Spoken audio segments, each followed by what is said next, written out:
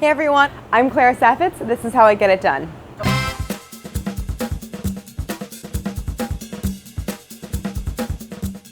On mornings when I'm recipe testing, I like to get out of the house and go for a run because I'm right on Central Park. Then I come back, I have my coffee, generally answer some emails, and then I start recipe testing. Those are the most productive days and the days where I feel the most together in my life. On Gourmet Makes days, I'm usually running a few minutes late at the door because I hit snooze one too many times. I get to the kitchen usually between 9 or 9:30. Welcome to the Bon Appétit test kitchen. I generally skip breakfast and have a coffee once I get to the kitchen. There was a 9 o'clock call time, Claire. Wait, I thought it was 9:30. Oh, yeah. Skipping breakfast means the first thing I'm eating during a Gourmet Makes episode is the thing that I'm trying to recreate.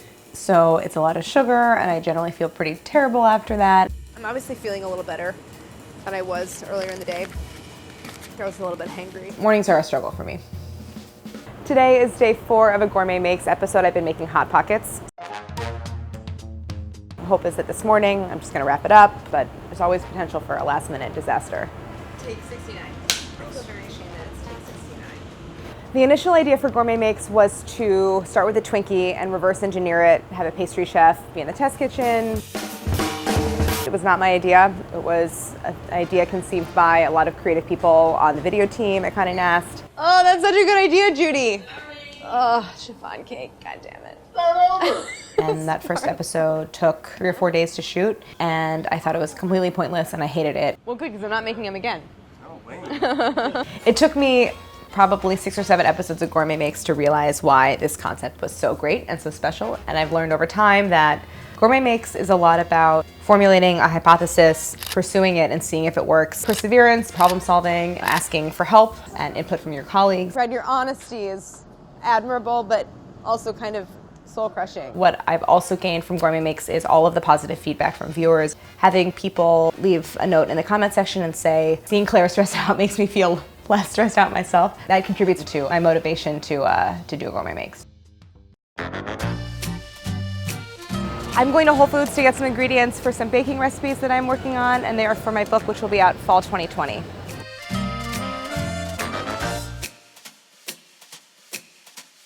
I recipe test from home. This is my home kitchen. I have usually 3 to 5 recipes that I'm testing on any given day. Today I'm going to do an Italian plum galette.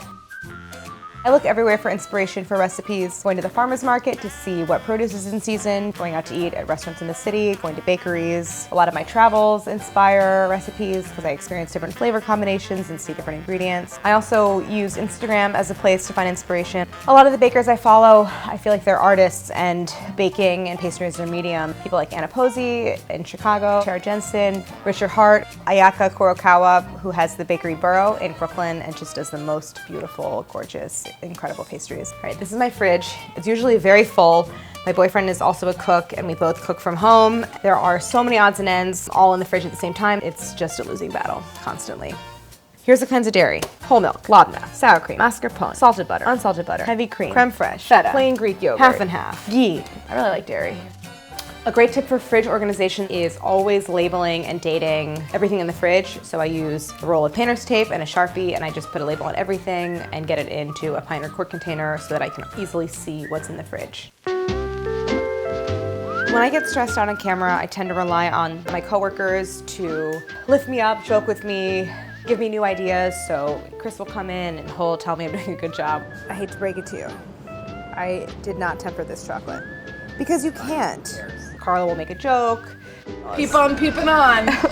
Brad will, be doing something weird in the background. It makes me laugh. A little more lumpage. Yeah. And then just like 12 times crunchier. And then also I complain a lot and rely on the sympathy of my director and person behind the camera and person doing sound to really pull me out. So it's a lot of joking. I like to use humor. I rely a lot on these people I've worked with for a long time to lift me up during that process. I struggle with self-care. I'm not the best at it, but I am trying to learn that idle time is productive time. I like to go running. That's sort of a form of meditation for me, and taking baths. I think in both of those cases, it's just getting away from technology and not looking at my phone and just gonna relax. I still find the act of baking very soothing and therapeutic. The source of stress is really the deadlines.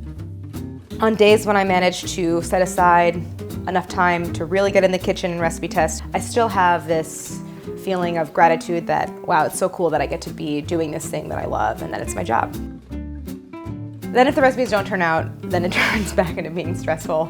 I'm excited for the BA Hot 10 party in October, where all the chefs from all the 10 best new restaurants in the issue come for a really fun party. I'm doing a baking class, which I'm excited about, cake decorating.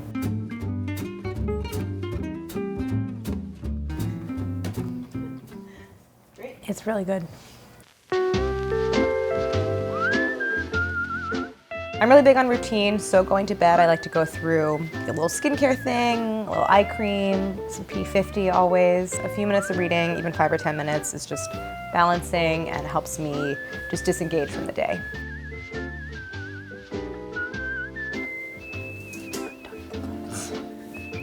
No, do you want me to spray you? But I don't want to spray you because I want you to stay here.